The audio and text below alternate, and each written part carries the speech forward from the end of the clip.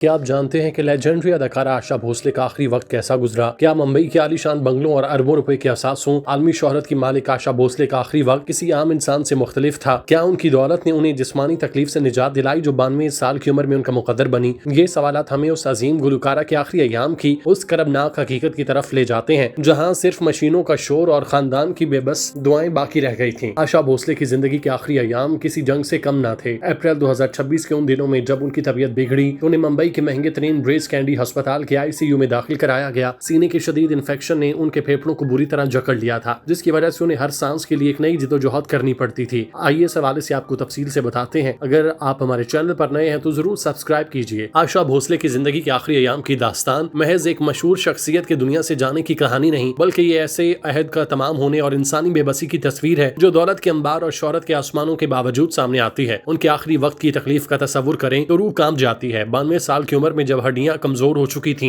जिस्मानी ताकत जवाब दे रही थी, उनका सामना एक ऐसे सीने के इन्फेक्शन से हुआ जिसने उनके फेफड़ों को बुरी तरह अपनी लपेट में लिया। अस्पताल के आईसीयू के उस मखसूस बिस्तर पर जहां सिर्फ मशीनों की बीप सुनाई देती थी, आशा जी की हालत निहायत करबनाक थी। उन्हें सांस लेने के लिए एक एक लम्हा जिदोजहद करनी पड़ती थी और ऑक्सीजन मास्क के पीछे उनका वो चेहरा जिसने दहाइयों तक अपनी मुस्कुराहट से करोड़ों दिलों को जीता था, अब दर्द और कर्ब की तस्वीर बन चुका था। उनके गिर्द मौजूद जदीद तरीन तिब्बी आलात और मॉनिटर्स उनकी डूबती हुई नब्ज और गिरती हुई ऑक्सीजन की कहानी सुना रहे थे। वो बेबसी से अपनी आंखें मूंदे इस तकलीफ को सह रही थी जो लफ्जों में बयान करना मुमकिन नहीं। इस हकीकत से इनकार मुमकिन नहीं कि आशा जी के पास दौलत और जायदाद के वो ढेर थे जो एक आम इंसान के ख्वाब होते हैं। मुंबई के पोश तरीन इलाकों में उनके आलीशान बंगले, गैर मुमालिक में फैला हुआ रेस्टोरेंट का बिजनेस और बैंकों में मौजूद करोड़ों के असासे उनकी 8 दिहाइयों के अंत तक मेहनत का समर है। हिंदुस्तान जैसे मुल्क में जहाँ सेहत की बुनियादी सहूलियात हासिल करना गरीब आदमी के लिए डरावना ख्वाब है, आशा जी की इंतजामिया ने उन्हें वो बेहतरीन तिब्बी निगहदाश्त फराहम की जो दुनिया में कहीं भी मुमकिन हो सकती थी। अगर उनके पास ये पैसा न होता तो शायद वो आखिरी अयाम की महंगी तरीन अद्वियात और माहिर तरीन डॉक्टर्स की टीम तक रसाई न कर पाती। इंडिया के मौजूदा हालात में जहां अस्पतालों में जगह मिलना मुहाल है, आशा जी को ब्रेस कैंडी जैसे महंगे तरीन अस्पताल में तमाम तर सहूलियात मुयस्सर थी जो सिर्फ और सिर्फ उनके कामयाब करियर और जमा पूंजी की बदौलत मुमकिन हुआ। वो आखिरी वक्त में अपने बच्चों के साथ रही और अक्सर व्हील चेयर पर बैठकर सोसाइटी के लोगों के साथ घुल मिल जाती। उन्होंने फिल्म इंडस्ट्री को कई साल से खैराबाद कह दिया था, लेकिन अक्सर बॉलीवुड के लोग उनसे मिलने उनके घर आ जाया करते। आशा जी के खानदान, खासतौर पर उनके बेटे आनंद भोसले और उनके पोते पोतियों ने उनके इलाज और देखभाल में कोई कसर बाकी न छोड़ी। उनके बच्चे दिन रात अस्पताल की राहदारियों में गुजारते, इस उम्मीद में कि शायद कोई मुआवजा हो जाए। उन्होंने दुनिया के बेहतरीन माहिर अमराज़े कल्ब और फेफड़ों के डॉक्टर से मशवरे किए और करोड़ों रुपए पानी की तरह बहाए ताकि अपनी वालिदा की जिंदगी के चंद लम्हे बढ़ा सकें। खानदान का हर फर्द उनके सराहने मौजूद रहा, उनका हाथ थामे रहा ताकि उन्हें यह एहसास रहे कि वो इस आखिरी सफर में तनहा नहीं। लेकिन यहाँ इंसानी अकल और दौलत की हद खत्म हो जाती है। वो तमाम जायदाद जिनकी मालिकन आशा जी थी, वो तमाम बैंक बैलेंस और वो असरो रसूख उस वक्त खुश न रहा जब कुदरत का बुलावा आया। उनके आखिरी लम्हात की तवालत और बीमारी की शिद्दत ने साबित कर दिया कि चाहे इंसान के पास दुनिया भर के खजाने हो और उनके बच्चे उनके लिए अपनी जान छिड़कते हो, मौत की अजियत और वक्त अटल है। वो आखिरी चंद घंटे जब उनके जिस्म के अज़ा एक एक करके काम करना छोड़ रहे थे तो वो मल्टी ऑर्गन फेलियर का शिकार हो रही थी। वो मंजर उनके खानदान वालों के लिए किसी कयामत से कम न था। आशा भोसले महज गुलकारा का नाम नहीं, बल्कि ये बरसगीर की मौसीकी की तारीख का एक मुकम्मल इंसाइक्लोपीडिया है। उनकी खिदमात का दायरा इतना वसी है कि लफ्जों में समोना नामुमकिन है। 1943 में अपने करियर का आगाज करने वाली इस फनकारा ने 80 साल से ज्यादा अरसे तक आवाज का जादू जगाया और तकरीबन 12,000 से ज्यादा गाने रिकॉर्ड कराए। Guinness book of world record में अपना नाम दर्ज कराया। उनकी खास बात उनकी आवाज वर्सटाइल होना है। जहां उन्होंने इन आंखों की मस्ती के जैसे क्लासिकल गजलों से रूह को तड़पाया, वहीं दम मारो दम और पिया तू अबाजा जैसे गाने